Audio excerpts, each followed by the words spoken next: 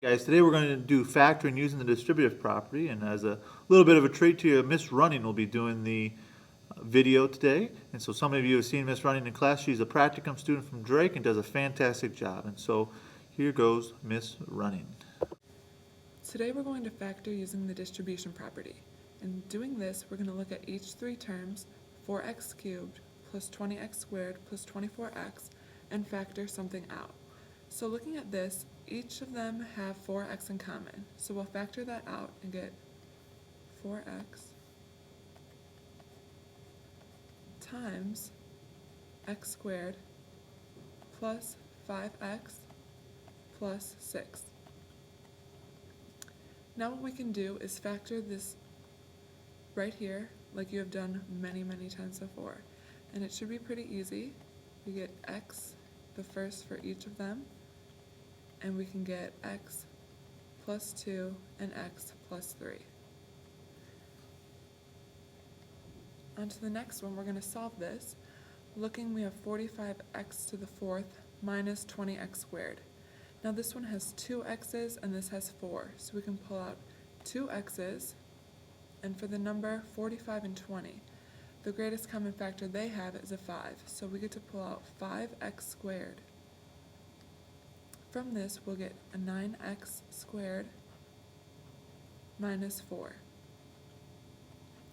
And when we do these, we need to make sure that it's factored completely. So looking at this, this is factored completely, but this we have one more step to do.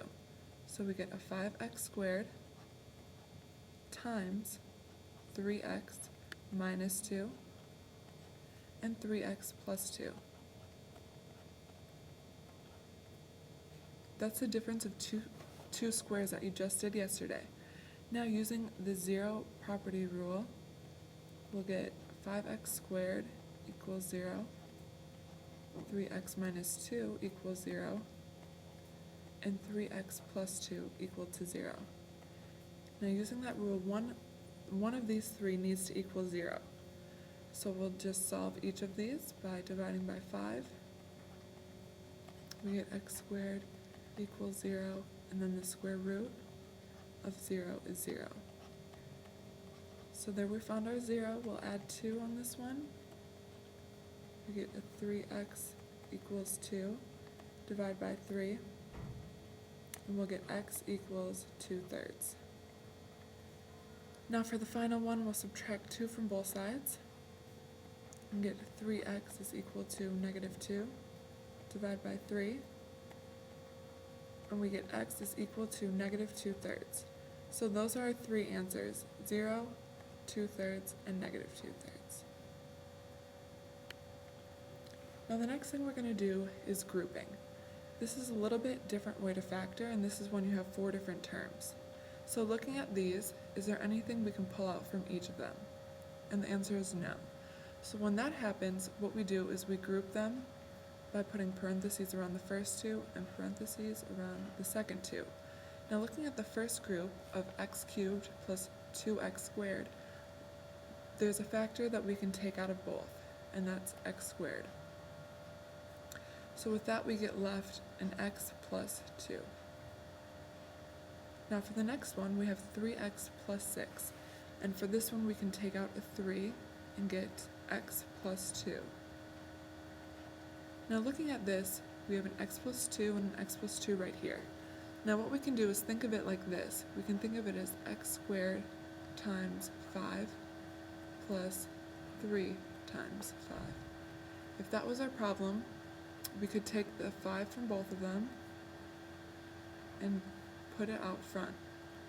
Then we could use these, which is left, to get x squared plus 3.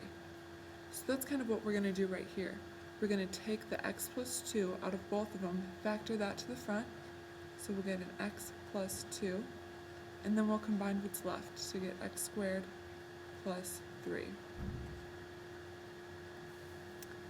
Now the next one we're going to do, again, is grouping, and we're going to first look and see if there's anything we can take out of all of them.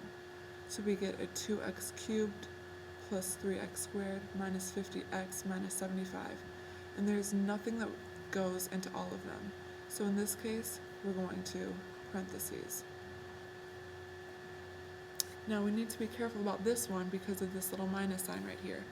If we take a subtraction from the first one, we need to also take the subtraction out of the second one, so we'll get an addition right here with 75.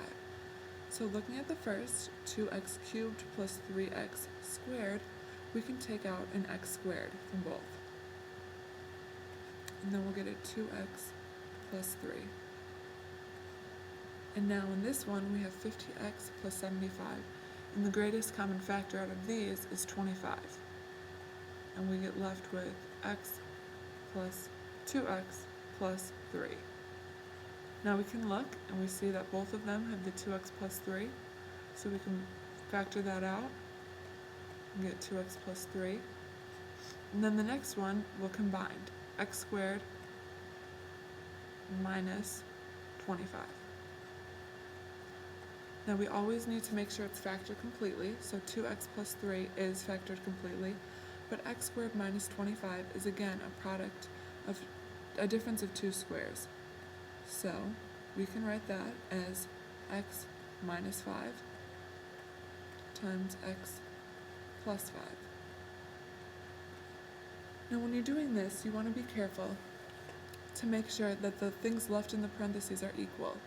If this, for example, was 2x minus 3, we would need to go back and do something different to make sure that what it was the same in both.